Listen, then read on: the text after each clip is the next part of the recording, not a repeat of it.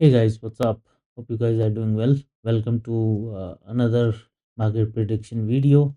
आज बात करते हैं कि मार्केट ने कैसे रिएक्ट किया और कल की क्या अपनी स्ट्रैटेजी हो सकती है।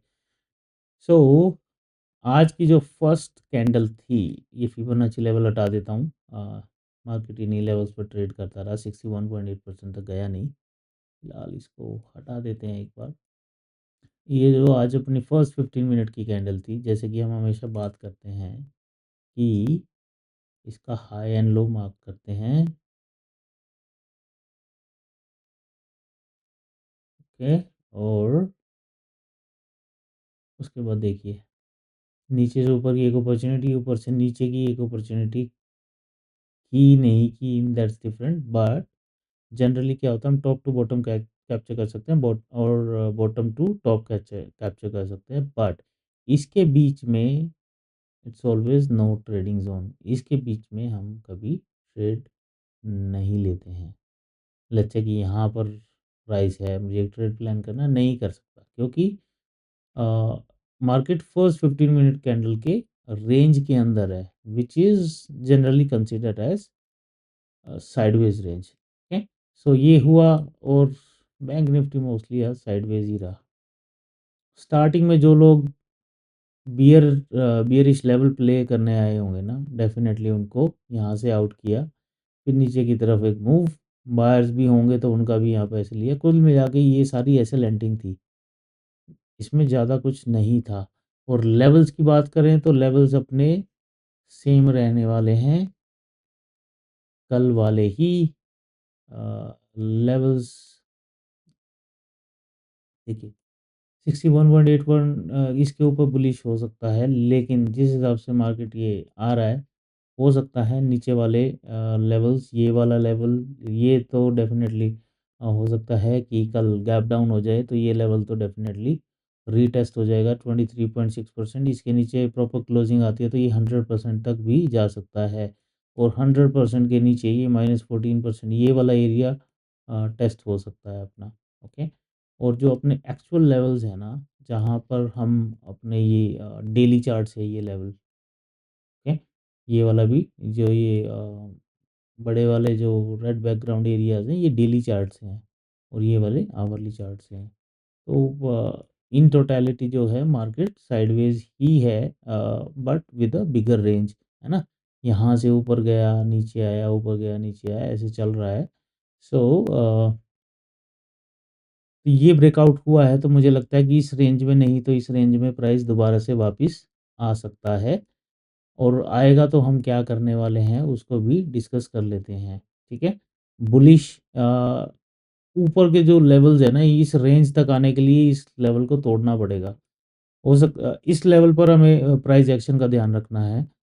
यहाँ क्या हो सकता है कि गैप अप हो तो ये लेवल रीटेस्ट, ये वाला भी हो सकता है ना। और यहीं पे डिसाइड होगा, यहाँ पर जैसे कोई नेगेटिव प्राइस एक्शन दिखता है तो फिर मार्केट यहाँ से नीचे भी आ सकता है। जैसे कि आज हुआ, 50% से देखिए एग्जैक्टली रिजेक्शन लेके मार्केट वापस 38% की रेंज में आ गया, जहाँ पे कल क्लोजिंग हुई थी उसी रेंज में अराउंड अपना 38% लेवल है। कल इसके ऊपर क्लोजिंग हुई थी, आज इसके नीचे क्लोजिंग दे दी है, बस इतना है। बट हाँ, इन जनरल प्राइस इसी 38.2% के अराउंड ट्रेड करता रहा। तो चलिए निफ्टी पर चलते हैं। And if you like my analysis, please like and subscribe to the channel. ये अपना निफ्टी है। निफ्टी में फिर भी एक फर्स्ट मूव, देन साइडवेज, नीचे गैप डाउन हुआ, एक कैंडल रेड नीचे आई, लेकिन फिर उसके ऊपर ब्रेकआउट हुआ, एंड देन यहाँ पर मार्केट ने 61.8% लेवल को क्या किया, टच किया। और हमने कल क्या बात की थी कि ये ट्रेंडिंग मूव है, तो ये इसका 61.8% के बाद नीचे वापस आता है तो ये करेक्शन मूव हो जाएगा। Okay, let me repeat it again. ये लेट्स से कि एक ट्रेंडिंग मूव है, तो इस मूव को करेक्शन मूव बोलने के लिए प्राइस को क्या करना पड़ता है, इस लेवल से रिजेक्शन लेना पड़ता है। तो इसके हिसाब से अभी दो प्रोबेबिलिटी हम दोनों डिस्कस करेंगे। अभी कल गैप डाउन होके प्राइस नीचे आता है तो 38% लेवल को तोड़ के 23.6 लेवल को तोड़ के इस लेवल को अंडरकट फिर कर सकता है और ये नीचे के टारगेट्स हो सकते हैं। अब ये कल हो परसों हो, जैसे आज साइडवेज रह गया तो वो स्टोरी भी हो सकती है। ओके।